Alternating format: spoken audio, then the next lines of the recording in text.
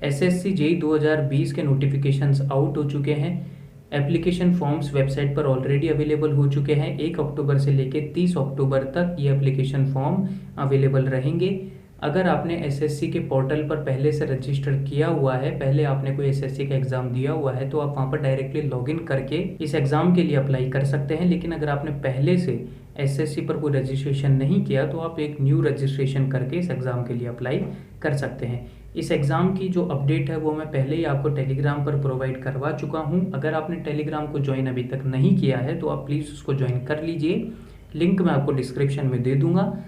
Link से अगर आप डायरेक्टली ज्वाइन नहीं कर पाते हैं तो आप टेलीग्राम के सर्च बार पर @इलेक्ट्रिकल पाठशाला लिख करके भी ज्वाइन कर सकते हैं। वहाँ से आपको कोई इशू नहीं होगा। टेलीग्राम पर आपको बुक्स, पीडीएफ्स और जॉब अपडेट्स आपको मिलती रहती हैं, तो आप वो ज्वाइन कर लीजिए। इस एग्ज़ाम की अगर मैं फ़ीस की बात करूँ तो वो सिर्फ 100 रुपये देनी होगी जनरल कैटेगरी को। दूसरा, सैलरी की अगर मैं बात करूँ तो आपके पास 35,000 से इसकी सैलरी स्टार्ट हो जाएगी। अगर आपकी उम्र 30 साल से कम है तो आप इस एग्ज़ाम के लिए एलिजिबल हैं। ये हो गया eligibility criteria.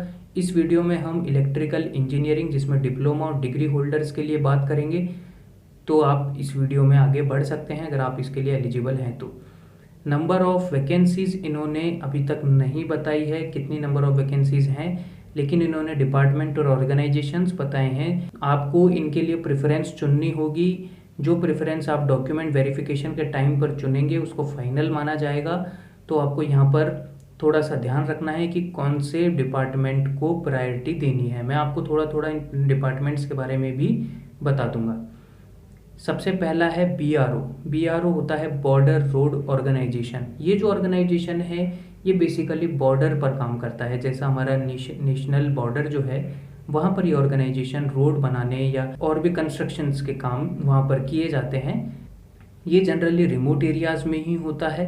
Border road organisation का जो एलिजिबिलिटी क्राइटेरिया है वो थोड़ा बढ़ जाता है। वहाँ पर आपको फिजिकल टेस्ट भी देना होता है। और जैसा कि इस नोटिफिकेशन में लिखा हुआ है कि अगर आप उस फिजिकल टेस्ट को क्वालिफाई नहीं कर पाते हैं तो आपको किसी और डिपार्टमेंट के लिए भी एलिजिबल नहीं माना जाएगा। तो जब आप इस डिपार्टमेंट के लिए प्रेफरेंस चुनें तो थोड़ा ध्यान रखें, और इस डिपार्टमेंट के लिए सिर्फ और सिर्फ मेल कैंडिडेट्स ही एलिजिबल हैं। दूसरा, CPWD central public works department में भी जूनियर इंजीनियर के लिए एप्लीकेशन फॉर्म्स लिए गए हैं। Water and power research station, इसमें आपको हाइड्रोलिक सिस्टम्स, पावर स्टेशंस, वहाँ पर आपको इससे डील करना होगा। फिर है सेंट्रल वाटर कमीशन, इसके लिए इलेक्ट्रिकल की कोई पोस्ट नहीं है। फिर हम बात करते हैं directorate of quality assurance naval, तो इसमें आपको नेवी में आपको पॉइंट किया जाएगा, वहाँ पर आपको ज्वाइनिंग मिलेगी। तो वहाँ पर आपको जूनियर इंजीनियर की रोल मिलेगा। फिर है फरक्का बैरेज प्रोजेक्ट जो कि वेस्ट बंगाल में स्थित है, तो वहाँ पर आपको इसके लिए पोस्ट किया जाएगा। फिर MES आता है मिलिट्री इंजीनियर सर्विसेज, ये सबसे बढ़िया पोस्ट मानी जाती है। और तीनों जो फोर्स हैं हमारी, तो वहाँ पर आपको इसमें ज्वाइनिंग मिल सकती है। जैसा कि ऊपर हमने देखा था डायरेक्टरेट ऑफ क्वालिटी अश्योरेंस, तो उसमें सिर्फ और सिर्फ नेवल के लिए आप एलिजिबल थे, लेकिन यहाँ पर ऐसा नहीं है। यहाँ पर आप तीनों में आपको अपॉर्चुनिटीज़ मिलेंगी। फिर उसके बाद आता है नेशनल टेक्निकल रिसर्च ऑर्गेनाइजेशन, ये हमारे इंटेलिजेंट सिस्टम्स के साथ काम करने वाली ऑर्गेनाइजेशन है। तो इसके अंदर भी आपको जूनियर इंजीनियर इलेक्ट्रिकल के लिए एप्लीकेशंस लिए गए हैं।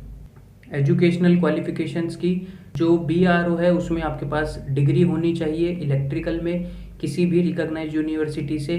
अगर आपके पास डिग्री नहीं है तो आपके पास डिप्लोमा होना चाहिए, लेकिन डिप्लोमा के साथ एक कंडीशन है कि 2 साल का एक्सपीरियंस भी होना चाहिए, जिसके अंदर ट्रेनिंग या इंटर्नशिप ऐड नहीं होनी चाहिए। मतलब आप ट्रेनिंग और इंटर्नशिप को एज अ एक्सपीरियंस यहाँ पर शो नहीं कर सकते हैं, आपके पास एक्सपीरियंस ही होना चाहिए।